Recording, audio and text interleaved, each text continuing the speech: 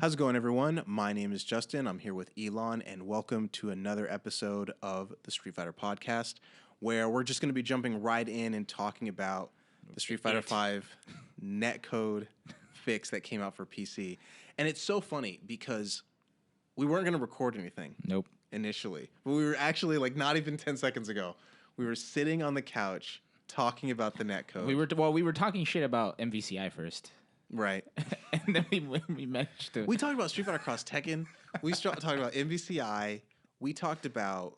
What else? There was another game in there. Oh, just fighting games in general, how they're like focusing on the competitive scene. And then we started talking about the netcode because you said you played against Ultra David. Yeah. And you thought it was like... Yeah, talk about your experience a little bit. So, at first I honestly didn't... Like, when I saw... I think I just saw on Twitch, like I was scrolling through and it was like, oh, new netcode patch. I was like, oh, they finally fix it? No, it was a mod. Go figure. And it was some dude that didn't even have the source code. It took 2 days for him to do this whole thing. 2 days were for reverse engineering the netcode and 30 minutes for fixing the bug. It's funny. You texted me about that one morning, or I guess like during the day, and I had just saw it the previous night. I was like, as I was like going to sleep, I saw on Twitter people talking about it, and I was just like, whatever, because I was playing Resident Evil 2. And then I went to sleep, woke up, played a little Street Fighter V. Then the netcode was awful, as always. Yep. And I was just like, okay, I'm out of here. And then suddenly I started seeing this thing pop up. And for the record, the only reason I think this kind of goes without saying, we're not jumping into like talking. I feel like you might do this on Best of 5 tomorrow, but Probably. Talking about like the etymology of like, you know, or how this came about, like who Altimore is and everything like that. The very, very short version, I'm sure anybody that's listening to this already knows, is that the netcode for Street Fighter V has been awful for years. We've known that. And there's a person that goes by the username Altimore that's done some work that created a mod in 2 days, like Elon mentioned, that essentially tries to make it easier for players to stay synchronized with each other while they're playing Street Fighter V. So essentially the issue with the Street Fighter V netcode is a bug. Yes. Where it doesn't synchronize. Okay, good. It doesn't synchronize an appropriate amount of times. So one side is going to get more delayed than the other because it doesn't force the synchronization for both sides. So this new mod, it's a mod. It's like the name for it. It's not a patch. It's a modification to the game, yeah. It essentially just forces it to synchronize it forces the netcode to synchronize both players more often. Yeah. So I would say this. There's I don't know if you listened to it, but the Street Fighter Radio, the Street Fighter Reddit, Joe Monday. I haven't listened to it, but I know they got the guy, right? Yeah. SF Radio on Apple Podcasts, SoundCloud. Actually, where you can listen to this podcast, Apple Podcasts, SoundCloud, YouTube. Anywhere that you normally would listen to podcasts, you can actually listen to SF Radio as well. And Joe Monday had sat down with Altimore for about 42 minutes. I listened to it because I was very interested. And so for a deeper breakdown of what Elon was talking about from Altimore specifically, and how this kind of shook up the FGC and things like that, the Street Fighter community, I would go listen to that. I will probably leave a link to that just so it's easier for people to find. But kind of on that note, I was going to say that this shook the Street Fighter community in a matter of days. I mean, technically 1 day, but by the second day when people started putting out like the results of how far away they were playing people and things like that, I love it. And it was like you texted me, and I thought I made some cheeky tweets, of course, because I gotta do it. But I was just thinking, I love this because one, it doesn't really affect me because I'm just gonna go do something else. But I recognize, to kind of be a little bit more empathetic, I recognize that this shook the Street Fighter community. I immediately started seeing posts and comments of people saying, you know, PS4 only play with PS4 and PC only play with PC. Yep. You know, and that was because you could only fix it on PC because it's a mod. Sure, right. But the other thing too, so like I don't think I ever actually got into this, but you had asked me what my experience was playing with Ultra David. So for those of you that don't know, we're in Austin, Texas. Ultra David's in LA. Historically, anytime I played somebody from California, it's just rollback city, right? Sure. It's been pretty terrible. But I did play Ultra David, both of us running this new mod, and it felt amazing. I was reacting to jump-ins. I was reacting to dashes. He was playing Honda, so anytime he was playing Honda, I was playing Gil. Anytime he would do like the Honda butt slam, I was able to react to it and parry it. Wow. I mean, even when we played offline against each other, like, or you would like anti-air me with like Stamp Fierce, like when Karen's anti-air was not as good. Yeah. But like online, I'd get some jump ins on you, and I was just like, you're gonna eat a full combo. Yeah. It was terrible, but like it was Yeah. crazy. And I played on that mod for a couple of days. And just so you know, I have a PS4 account and a PC account. I use my PC account for learning other characters, right? So I don't take it as seriously.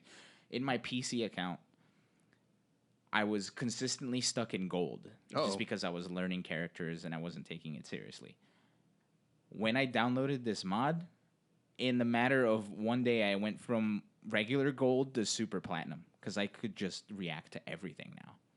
It was crazy. And my favorite part is seeing somebody who's obviously exploiting like the online rollback and doing stuff that's obviously not safe, but because we can't react to it, and showing them that I can react to it now. And they would just keep doing it because they didn't know how to do anything else. Oh, yeah, they've been trained. Yeah. To me, that's amazing. This isn't on my bulleted so points, but I good. wanted to ask you this because we brought this up back when Roddy would record with us. Something I brought up, and I was really adamant about this, so I'm revisiting this question, which is, I wonder if you said earlier, and Altimore has said, that the netcode issue was a bug. Mm-hmm. What if it wasn't from Capcom's perspective? What if they always thought the game was working fine and that I mean, this isn't devil's advocate. I'm just trying to form a perspective. What if they always thought the game was fine and that it's like, what do you mean that this doesn't work correctly? Like, it works fine. And they built the frame data. They modified the patches and the balance changes around this game working as it's supposed to. And so now, from your experience, you're now encountering these situations where you're like, oh, when this game is working like it's supposed to online, I'm about to change the metrics because now you're going to start blowing up things that maybe you couldn't see before, right, or couldn't react to. What's the perspective on that? Well, look, if you're obviously Capcom's a Japanese company, if you're taking most of your metrics from Japan, it's fine, right? It's a much closer area, and the internet in Japan is a lot better than the internet that we experience here in the U.S. Yeah, but I think I wonder sometimes if, like, I was listening to Vesper Arcade, and he had mentioned, and a handful of other channels I follow had mentioned the same thing, which was that when Yoshinori Ono was in an interview talking about the Olympics that are coming up, and he was saying, kind of my point was like, he was like, we're really proud of the netcode and the network infrastructure and how the game plays online. And there were other channels that were like, what are you talking about? Like, this game is awful online. And whether it's they're getting their data from Japan is I guess not really where I wanted to go. I was thinking, what if they just believe it works? Well, and here's the thing. On paper, it does. Yeah. Right? It's a bug. So it's like one... And I think what the issue ultimately turned out being was like he just moved like one digit.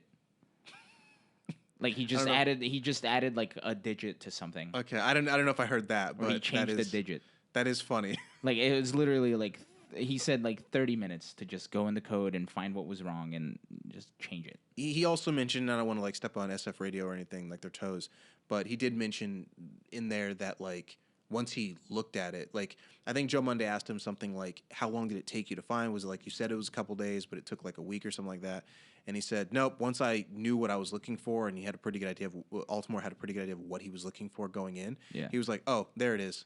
Changed it and was just like, yeah, like it's done. And I mean, look, I can sympathize with the Capcom side, and here's why. I studied programming a little bit. And with programming, you tend to... It's kind of... This is a weird analogy, but you know, like when you're by yourself and you fart, and you smell it, and then it goes away. Yeah. And then somebody will walk in the room like 30 minutes later. It's like, what the fuck's that smell? Sure. Yeah. Yeah, that's basically what coding is, where like you just kind of don't notice your mistakes after staring at the same thing for like days on end. And then it takes like a fresh pair of eyes to be like, hey, something's wrong here. Yeah, there's work that I do that has at my job that has nothing to do with coding, that there are times when numbers will start to blur together. Sixes will start to look a lot like fives. Yeah. You know, after a while, when you look at it for long enough, you're like you'll look at 565 and like 556, and you're like, are these the same number? Yeah. Like, why are these the same? And they're clearly not. So I can sympathize with that, but I don't know, man. I don't know. I don't know what to say. as far as like being that easy of a fix to. It was fix awesome. everything. I mean, it was such a shakeup, and I loved it. Even though I can't take advantage of it, I don't have a PC. Yeah. But something that Altimore, I won't, like I said, I won't try to mention too much that's in that podcast. I would recommend people go listen to it to hear his perspective as opposed to like a Cliff Notes. But he had mentioned that Capcom had lost money and players by having this busted for as long as it was. And, you know, I would agree with that to an extent because, you know, I didn't play Street Fighter V for, like, I think a good, like, year and a half. If I'm being, you know, modest about it. I feel like it was a good year and a half. And it was mainly just because I was just like, there are things that I just can't see. Like, I mean, and I can't play offline all that much, but I'm not going to go travel to a tournament just to play with my Ryu that, you know, most of the Street Fighter community thinks is a bad character at the time. And, you know, and if I play online, it's like, I have video clips that I had saved that I'm not going to put up, but we've all seen it, where I'll literally KO someone and it will roll back to where they're alive and then I get hit or something. And I was just like, you know, I'm going to go play Witcher 3 or I'm going to do something else. And it's not worth the fucking headache. And if I'm just one person, I wonder how many other people experience that and then don't want to play or go do something else. Yeah, it's a lot of people. You know, so it's a lot of people, man. And it goes back to, or it goes down to essentially just video games and experience. And if you're having a shitty experience, then why keep subjecting yourself to it? You know? Yeah. Well, I mean, a lot of the like the pro players and things like that, they kind of have to. Yeah. Well, they're not in it for the experience. They're in it for the money. Sure. Well, not money. Saying they're in it for the money is not what I meant. You know what I mean? They're in it for a different reason than like just the enjoyment casual, of the game. The casual player, yeah. Yeah. I mean, that's what's kind of interesting is I texted a couple people that I knew don't play the game but follow the tournaments, and they didn't really know what was going on with the netcode thing. So something I wrote in here in my notes was that this seemed to be something that really kind of affected, I would say, this like right above that intermediate level. Like if you were just kind of like turning the game on for a couple hours to kill before the movie starts or before you have friends coming over, you might not know that there was a PC thing going on. Yeah. PC fix. But if you kind of follow Reddit or if you're paying attention to Twitter or things like that, you'll notice. And, you know, I think around the time you texted me too, I don't know if I conveyed this correctly, but I didn't really feel like Capcom was going to do too much about it. I still don't in a way. But the last time, and I hope people kind of recognize this, I'm sure that people do, but I haven't really seen people bring this up. The last time we had something like this big, shake up the entire Street Fighter fan base, the competitive players, was Ultra Street Fighter 4. That was the last time. I mean, obviously it was a while ago now, but it was when Capcom had that panel at EVO, and they said, we're porting this game to PS4. This is going to be the game that everyone's going to have to play on moving forward. You know, so EVO, everyone get your stuff together, PS4 all the way from here on out. And that game dropped and it was buggy. You know, it was full of bugs. Like the latency was awful. It was slowed. Everybody reported super quick. And on that note, it was the one time, probably as an exception, the one and only time that I ever got PlayStation to give me a refund for a video game. Because I bought it and it was like almost unplayable for me. And then when I called them, I was just like, they said that they couldn't give me a refund. And I told the guy on the phone, I said, Google Ultra Street Fighter 4 on PlayStation 4. Just Google that. And he put me on hold and he came back and he goes, yeah, we'll give you a refund. And I mean, it could have very well been one-time exception, I'm sure, for like a customer service thing. But the point was that I was willing to fight for that because I was like, this game doesn't work. Yep. And everybody else was reporting the same thing. And it was a very fast fix. I still think that fix came like over like a multi-week thing. It wasn't like a day or something. Yeah. But that was the last time I could think of that something major had happened. And it got reported everywhere. It just wasn't like on FGC Twitter. Yep. So when this got reported everywhere, that was when I realized, okay, once like all these gaming websites are going to start reporting on this, that's when I think Capcom was really going to step in and at least acknowledge that they've seen it. And that's what we kind of saw from Here's why. So I think, yes, the port to Street Fighter 4 or the PS4 and Ultra was a big deal, but here's why it was slightly different. It was because they outsourced the port. The people that did that port are the same people that have been doing the Mega Man collections, and they're all terrible. Like, the latency on everything that company does is fucking awful. Right? So the fact that they did a Street Fighter 4 port immediately made me worried. And then, sure enough, here we are. But the thing is, this netcode blunder, to me, again, it's 4 years of people suffering through this, and it's fixed in 30 minutes. Right? It's hard. That's a hard pill to swallow. Yeah. It's a hard pill to swallow. I was actually going through, I think I'll put this up on Twitter, but I was going through Twitter and I was trying to find the point in an earlier podcast they recorded. I actually know which one it is because I wanted to find it. And it's like the last few minutes of episode 46 where we're talking about Street Fighter 6. Mm-hmm. And something that I said then kind of pertains now. I actually don't remember my own quote like word for word, but it was something to the effect of, I think that as Street Fighter V winds down, I think the thing that people are going to kind of remember about it as you go into the next Street Fighter game, which is probably going to be Street Fighter 6, is people are going to remember that it stumbled along the way. Mm-hmm. And I feel like the highlights are going to be something that don't really stick out as much about the game. You're going to remember it didn't have an arcade mode. You're going to remember the fight money grind. You're going to remember those things more so than like IDOM versus Punk Grand Finals, North American Grand Finals. You're probably going to remember that over Ricky Ortiz and NuckleDu taking the first Capcom Cup. You're going to remember all of the more negative experiences more so than the positive ones. And something that I noticed just like you said, the hard pill to swallow is that, this has been going on for 4 years. It was addressed in 2 days. And I think that I really do feel like this is the last year of Street Fighter V. Mm-hmm. And I think that knowing, Ultra David said something too that was kind of like, it was a little sad to hear, but he was just like, it's unfortunate to know that this had gone on as long as it did. Yep. And, I don't want to toot my own horn with that quote that I made, but it was like, I felt it then. Mm-hmm. And that was 2018 when we recorded that, but I felt it then, and I remembered it. I was just like, you just can't catch a break, man. It seems to be one thing after the other. Yeah. And so hopefully all we can really hope for, and I don't think this will really happen, is that, as you go into the next Street Fighter game, mm-hmm. that you just kind of don't fall into these pitfalls. Yeah. But so earlier you said you are not expecting Capcom to do anything about this. Here's why I disagree. Okay. Yeah. You rule. Yeah. Here's why I disagree. First, what has Capcom been talking about this entire latter half of 2019 and early 2020? The Olympics. The Olympics. Right.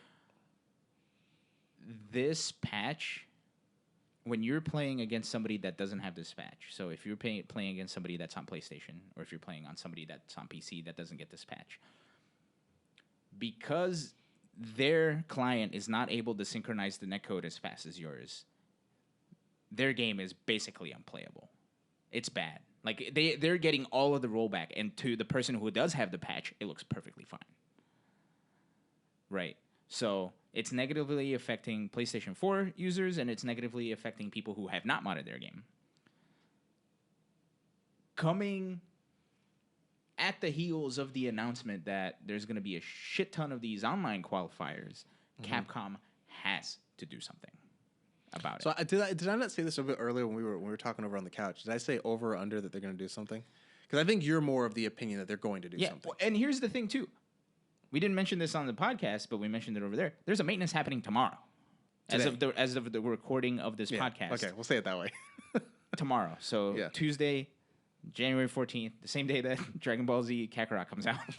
So and let's rehash that for a second, because you go ahead and because I want maybe the audience to know kind of your perspective on why you do think that something's probably going to happen, and I'm going to give a counterpoint as to why I don't think something's going to happen. Yeah. So go ahead. So in my opinion, or in I guess what I'm guessing is going to happen is one of two things.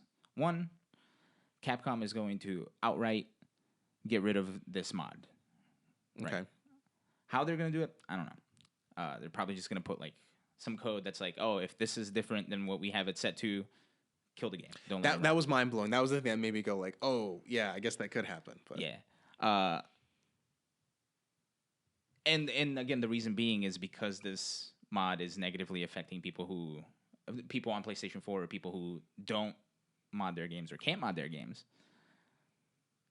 And because they're so focused on this Olympics thing, and a big major part of it are online qualifiers, mm-hmm. that's going to be their reason to do it. Right. Now, the backlash for that is going to be unbelievable. If they prevent you from using it. Yes, if they roll back the fix to the netcode that they've created, if they roll back the fix and don't allow you to use the fixed version of it, everyone's going to be pissed. Okay. Right. Now, the other option is in this maintenance that they're doing tomorrow, they're just going to fix it on both sides. I couldn't help. I was trying so hard in my head not to laugh when you said it, but that is way unlikely. Yeah. And the other thing, too, is some people, I saw this briefly on Twitter. I don't know how true it is or not, but I feel like it's worth mentioning, is that people with hacked PlayStations were trying to apply this mod to the PlayStation game, but something with the coding is different, and they can't. Okay. I actually as great as this story has been, and we're probably going to be going at this for maybe another 9 minutes here, but as great as this story has been, I'll be honest, I definitely lost interest in it right after Altimore talked about it. And it's not that like I have no empathy for people going through it. Mm-hmm. It's just that, one, my perspective is, if much like you said earlier, if I'm encountering something that's really frustrating, I'm just going to go do something else. Yep. I have other games that I can play, I have other things I can be doing. For the people who, for whatever reason, do have to or want to stick around, that is unfortunate, but also kind of funny that it's like you can't. Because one thing I kind of wanted to point out, and I don't know if I said this earlier, was that, when that happened and people were like, okay, set your PlayStations to PS4 only, which I did as I discovered this was happening. Mm-hmm. I mean, we still have the problem on the PS4. It's not like we can just play with PS4 users and we're fine. You PC guys enjoy your game and we'll enjoy ours. Ours is still garbage. Yep. So it's not like we're solved by just not playing with PC. Yep. I mean, look, before Champion Edition came out, I did not touch Street Fighter for a very long time. And then Gil made me very interested in the game. Like the whole retribution mechanic, I think is super cool. fun. It's super fun. So learning the character has been super fun, but I wasn't putting in any time into it because anytime I would try to test something and go online, Rollback City, right? And the bad kind of Rollback City. Mm-hmm. But since this mod came, I literally played this all day last Thursday. And I didn't even notice. Like, the day just slipped through my fingers. Wow. Because I was playing all day. Right? Like, it happened. Like, that, in video games, that has not happened to me. I don't even remember the last time that happened to me, where I just lost an entire day to a video game. That's cool. Real quick, I want to jump back to something that you were saying, that you had two scenarios where they're either going to prevent the game from launching as a means of patching it out. Yeah, they're going to prevent the mod from working. Mm-hmm. Or you said they're just going to fix it on both sides. Yes, which is definitely not happening. But as far as what I thought when we were talking about this earlier, my thought was I didn't think they were going to patch it out, and I think they're just going to let it rock. And one of the reasons I had that, it's a little bit contrarian, sure, but the reason I had that perspective was because what we were talking about was that I came from like kind of an MMO background, mm-hmm. and with MMOs that I played in the EULA, right, the end user license agreement, it is specifically stated in most video games that you are not allowed to modify their game. That's what mod is short for, right? Modification. And the basis is that if you do that, it's within that company's right to ban your account or suspend it, ban it, or take legal action upon modifying their intellectual property, mm-hmm. right? But in the case of MMOs, those mods, like Deadly Boss mods, if you're playing World of Warcraft, recount for damage and stuff like that. Boot up the Curse client. The Curse client. All of those things they enhanced the game, and that made people want to play it more with their friends and things like that. So what kind of inevitably happened is it would behoove the developer to start banning hundreds, if not thousands of accounts because you're adding mods. You're not damaging the game. You're not breaking the game. You're just changing it slightly to make it more enjoyable. Mm-hmm. And once those developers kind of saw what the mods were, they were more on board. Again, MMO background, they were more on board. And Street Fighter V does have its mods with people that make the characters look different anyway. Mm-hmm. But they're not changing, they're not modifying the way that you can win. Right. And that's what this netcode thing really kind of does, is it does give you, I hate to say it this way, but it does give PC players an advantage by being able to play the game normally. Yep. That's what it does. It gives you an advantage. And that is... Some would say it even makes it worse for the person eating all of the rollback that's not happening on the other side. I've heard, and one might also think that I don't. This would be like a real huge stretch, but if you have a modification to the way the game is supposed to work, regardless of how it improves it, you are technically cheating. Yep. And here's the thing, too. In MMOs, I don't think that was seen as such a big deal just because it's like, oh, people are enjoying the game. That's fine. Yeah, well, people are enjoying the mod. Yeah. But PC players. Yeah. But here's the issue. There's like a tournament integrity on the line here for Capcom when it comes to this. Tournament integrity? You mean the Olympics? Yeah. Like there's an integrity to competition that Capcom has to uphold. I mean, do they? I mean, if they made such a huge deal about this to the point that they've been talking about it for a year and saying, hey, don't expect much out of Champion Edition because we're just focusing on the Olympics. We're not going to change the game much, if at all. So just practice this, enjoy the fucking Olympics, eat your meat and potatoes. Right. Shut up. So don't ask me for shit. Don't ask me for shit. Also, is that the first time you've actually said shit on this podcast? I hope so. Maybe. I mean, I had to do it. I had to do it, man. All right. But, yeah. So how bad would it look for Intel if Capcom let this mod rock? For a second, I was like, Intel? I was like, what do they have to do with it? It's the Intel World Open. Yeah. Or how bad would it look from the Olympics committee? Like, if they're even looking at it. I mean, at the end of the day, look, I don't give a damn about what the Olympic Committee thinks. I think this whole like Olympics Street Fighter thing is a bunch of BS, and I'm not a fan of it. That's my personal take on it. Okay. With all that said, it would look terrible on Capcom if they ran this tournament and allowed this mod to negatively affect other players. But you also don't know if anybody's running it. I mean, you can probably assume that people are running it if they're playing on their PC. Like, you're like, wow, there's so many PC players playing this game all of a sudden. Like, I guess that's one way. And, like, the rollback is noticeably different. Ooh, I don't know if this... Okay, I'm thinking tournament mod versus Olympics, but in the tournament... not mod, but in the tournament mode that came out, I had heard from Sonic Soul, actually, that he was saying that matches would take a really long time because people could contest the match. Yeah. There's a way of being able to say, hey, I think there's suspicious activity here. I wonder if that's going to be... Do you know if that's going to be present during the Olympics at all? Most likely. Because that has to be there. Because if you have a PC player and a PS4 player, and the PS4 player loses, that's almost like an automatic, like, hey, just look at this guy just because he might have the mod. Yeah. And then you got to go look at the match, and then it's like, how would you...